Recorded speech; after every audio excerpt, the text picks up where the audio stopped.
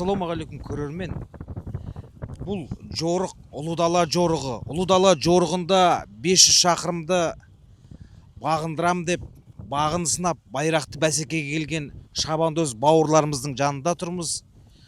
Бұл жігіттер Алматы қаласы Барыс командасының шабандоздары. Бағанадан бері көріп келе жатырмыз.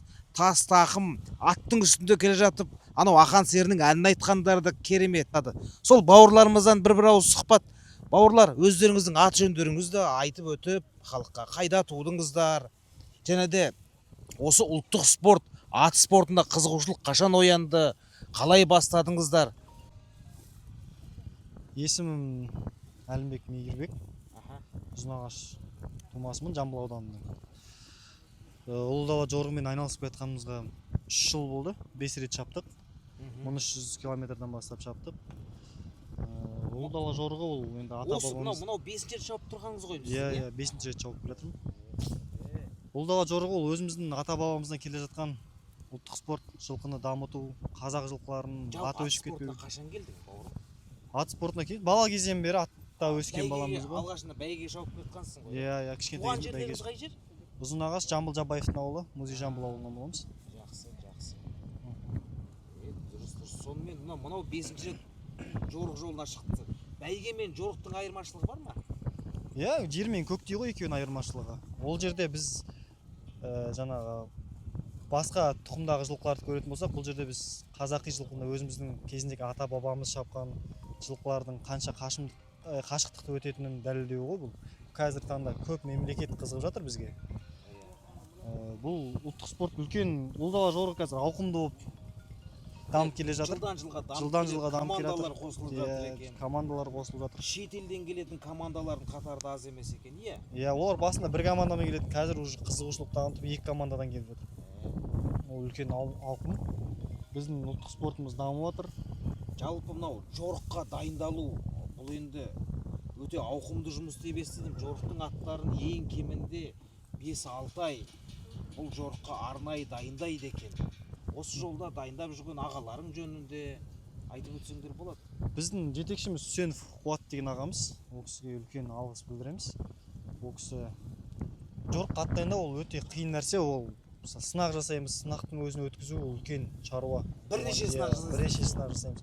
Оған ешқандай да жаңағы ешқай мемлекеттен көмек болмайды. 200 шақырым жүресіздер ғой әр сынақ. 200-300 шақырым. Ойлаңыздар, сынақтың өзіне 300 шақырымнан жүреді. Бұл жігіттер 6 ай дайындалса, 6 айдың кемінде айына 1 рет, 2 рет сынаққа жасайды аттарына. Солай емес пе? Иә, сынақ жасаймыз. Тауға шығарамыз, жазғы жермен жүргіземіз. Бізге бірінші келеді ғой, 2 ай бұрын. Сынақ міне Қостанай облысында болады дейді. Біз Қостанайдың жерін зерттейміз. Соның жері қандай болады? Соған қарай біз аттар шынықтырамыз.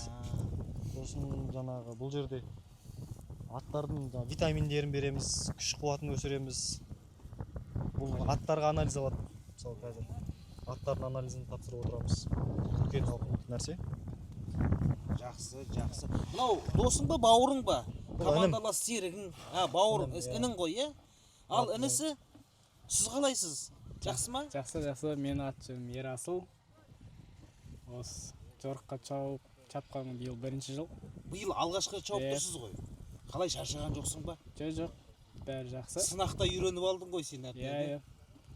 Алдағы уақытта жақсы нәтиже көрсетеміз деген ойдамыз. Сіздер қай жақтансыз? Ұзынағаш. Ұзынағаштансыздар, иә, екеуіңіз. Бауырыңыз, иә? Бауырым. Жақсы. Қалай жорық жолы ұнап жатыр ма? Қиыншылық болған жоқ па? Иә. Бұл жерде жігіттер аз ұйықтап көп жұмыс жасайды. Біз келгеннен бері байқап жүрміз. Ала таңнан бастап жорыққа дайындалады. Онан келгеннен кейін түскі астарын ішіп алғаннан кейін де аттарын сылап сипап, құйрық жалын тарап, жуып, тазалап жорыққа дайындайды. Түнде де кеш жатса да таңмен ерте тұрып, ұлттық спорт жолында осындай қызығушылық танытып, өсіп өркендеп қалған бауырлар, сіздерге үлкен рахмет. Мынау ел жұрт қайтарларыңыз бар ма? Атқа қызық. Енді достарыңызға атқа қызық деп, енді жылқыға жақын жүрген адам жүректі болады. Жылқыға жақын жүрген адамның мақсаты айқын болады.